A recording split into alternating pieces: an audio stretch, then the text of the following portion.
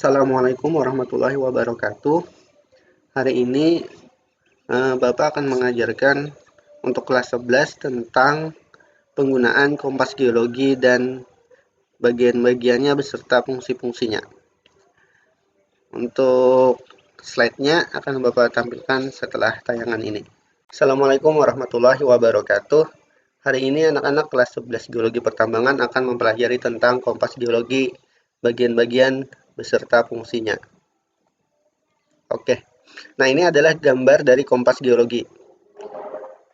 Yang pertama itu namanya folding sight, yaitu yang ini. Kemudian yang kedua ini lid atau penutup. Jadi ini penutup kompas. Kemudian yang ketiga itu cermin, keempat itu jendela pandang, kelima itu ada lingkaran pembagian derajat. Lingkaran pembagian derajat ini nanti ada angka-angka derajat. Angka-angka yang menunjukkan derajat dari berapa derajat dari arah utara. Kemudian nomor 6 itu adalah jarum kompas, yaitu yang ini. Jarum kompas ini mengarah ke utara dan selatan dari kutub bumi. Kemudian yang ketujuh adalah tangan penunjuk, yang ini, atau sighting arm namanya. Kemudian yang nomor 8 itu adalah mata lembu atau bullseye. Ini untuk posisi horizontal. Jika bullseye-nya berada pada suatu lingkaran kecil, itu berarti posisi kompas sudah horizontal. Kemudian yang ke-9 itu adalah clinometer. Yang ini, yang tabung, nepo tabung. Ini disebut nepo tabung. Kemudian yang mata lembu tadi bisa juga disebut nepo bundar atau nepo bulat. Kemudian yang ke-10 itu lubang pengintip atau peep sight namanya. Kemudian yang ke-11 ini putaran pengatur atau penyetel. Kemudian nomor 12 itu adalah ganjal. Kemudian yang ke-13 ini adalah pena penunjuk. Yang ke-14 adalah axial line atau garis tengah. Nah, untuk fungsi-fungsinya akan kita lihat pada slide berikutnya. Yang nomor 1 dan 10 tadi yaitu folding sight dan peep sight. Itu digunakan untuk melakukan penembakan menggunakan kompas geologi agar objek yang kita bidik itu tepat lurus dengan kita.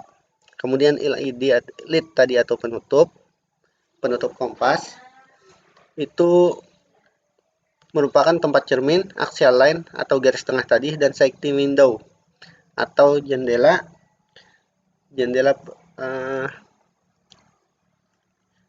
melihat tadi yang berguna ketika membidik suatu sasaran. Kemudian mirror atau cermin itu alat untuk membantu melihat sasaran. Jadi cermin ini fungsinya untuk melihat sasaran apakah sudah pas atau belum.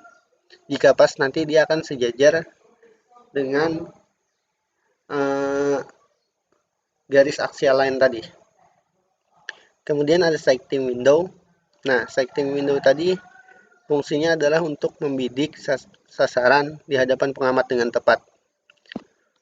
Sighting window adalah yang jendela pandang ini tadi. Kemudian graduated circle itu merupakan bagian yang ditunjuk oleh jarum kompas, berupa angka dari 0 sampai 360 derajat. Artinya 360 derajat ini kembali ke 0 lagi. Kemudian ada kompas needle atau jarum kompas. Ini menunjuk arah utara dan selatan dari magnet bumi.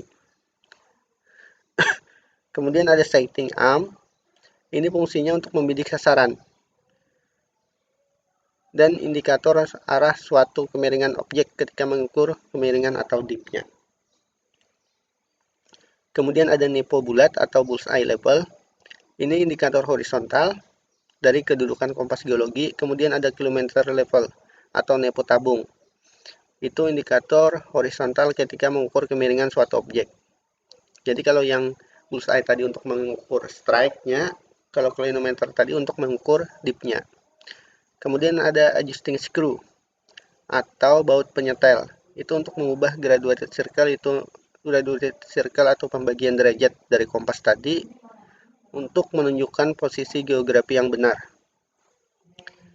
Yang ke-12 itu ada lift pin. Lift pin ini sebagai pengunci untuk menahan arah jarum kompas agar bisa diamati dengan baik agar jadi kalau misalnya sudah sesuai strike arahnya, itu nanti kita pencet lift pinnya agar jarumnya tidak bergerak lagi dan kita baca di lingkaran pembagian derajat berapa derajat yang ditunjukkan oleh jarum kompas. Kemudian ada index pin. Itu adalah suatu titik di dekat permukaan graduated circle yang berfungsi untuk penyelesaian deklinasi magnetik. Jadi nanti index pin ini kalau misalnya deklinasi magnetiknya tidak sesuai bisa kita sesuaikan. Kemudian ada axial line atau garis tengah tadi. Ini sebagai indikator kesejajaran kompas dengan sasaran yang dibidik.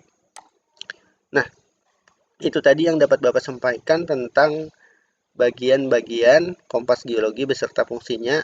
Diharapkan nanti para siswa itu dapat menunjukkan mana bagian-bagiannya dan dapat menjelaskan fungsi-fungsinya. Sekian dari Bapak. Assalamualaikum warahmatullahi wabarakatuh.